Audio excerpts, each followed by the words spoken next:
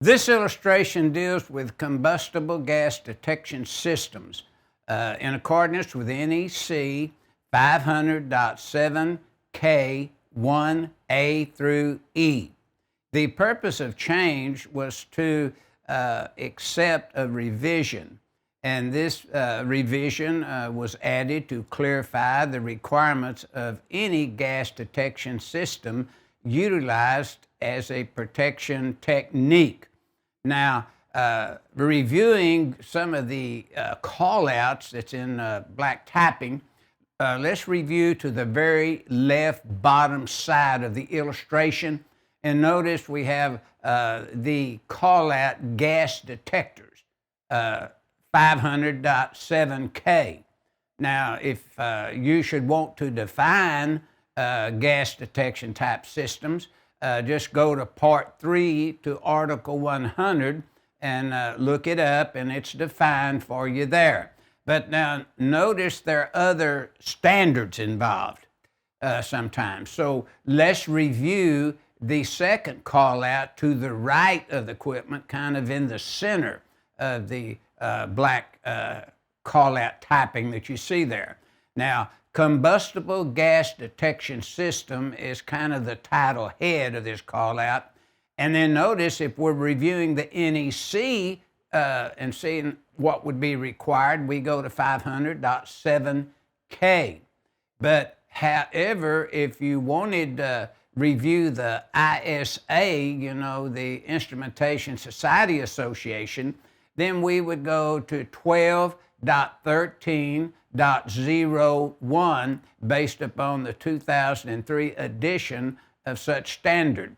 If we were reviewing the requirements like maybe in the oil field, maybe in a refinery, production area, wherever, and we wanted to review the API 500, then we would look at the API 13.02 based upon the edition that was used in this presentation.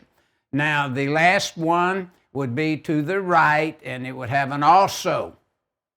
And basically it states also see API 500 6.3.2.4.3 as well as 6.5.1 for the 20% rule.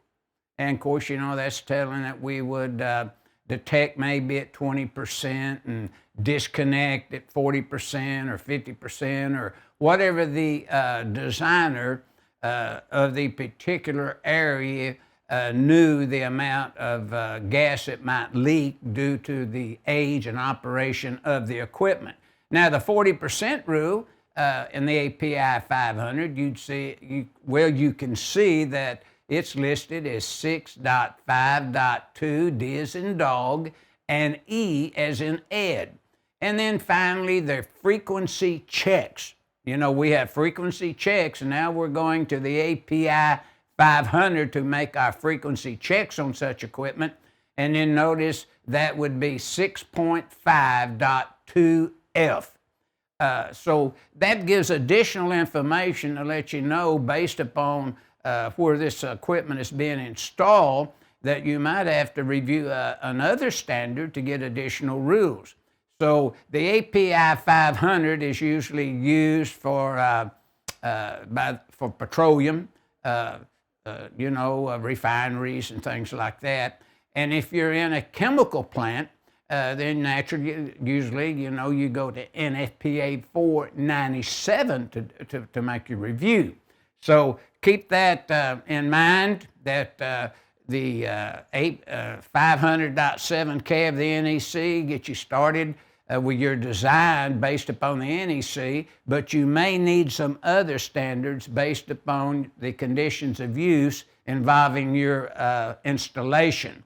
Now let's wrap this thing up by reviewing the notes. But now notice in the green, the boxed in green there, these are some items that you might have included with a gas detection system.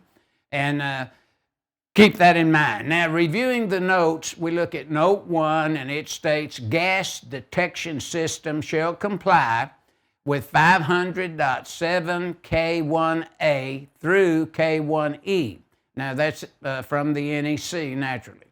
The second note we would review, it states gas detection systems shall be listed for Class 1, Division 1, and for the gas or vapor encountered as outlined in 500.CK1a. Note 3 to the left of the illustration there, notice it states systems use portable or transportable equipment or wiring methods as outlined in 500.7K1b. But notice if you're in these areas, and of course you're going to review Article 500 and 501.10 for wiring methods, 501.15 for seals, and then we're required, and then notice you use the rest of 501 for particular equipment and so forth in conjunction, as we said, API 500 for all refineries, gas refineries, and for chemical refineries, NFPA 497. Now let's move on to Note 4. So reviewing Note 4, it states systems may be augmented with open path type sensors, but shall not be brass or this type of protection, again as outlined in 500.7K1 C as in car. Note 5 is next, and it states detection equipment. Its listing, installation, and location, alarm and shutdown criteria, plus the calibration frequency, shall be documented as outlined in 500.7K1D as in dog.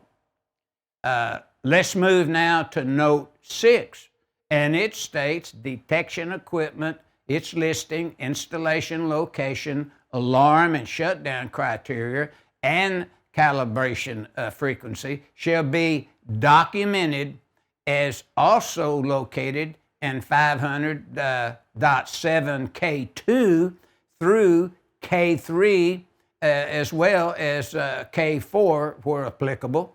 And this kind of outlines your notes, which really kind of outlines the things that need to take place and you be well aware of when you're installing combustible gas detection systems by the NEC or API 500 or NFPA 497, based upon the type of facility or production or whatever type of installation you're dealing with.